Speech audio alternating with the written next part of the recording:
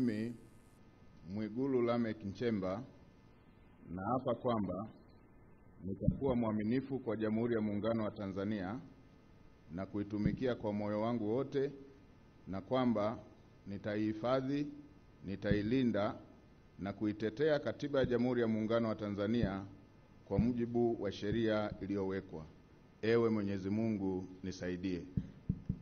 Mimi Mwigulu Lameck Nchemba naapa kwamba nitaitumikia vema na kwa moyo thabiti Jamhuri ya Muungano wa Tanzania katika kazi zangu za waziri mkuu, na kwa wakati wote nitamshauri kwa hekima na uaminifu Rais wa Jamhuri ya Muungano wa Tanzania, na kwa vyovyote vile sitatoa siri za baraza la mawaziri.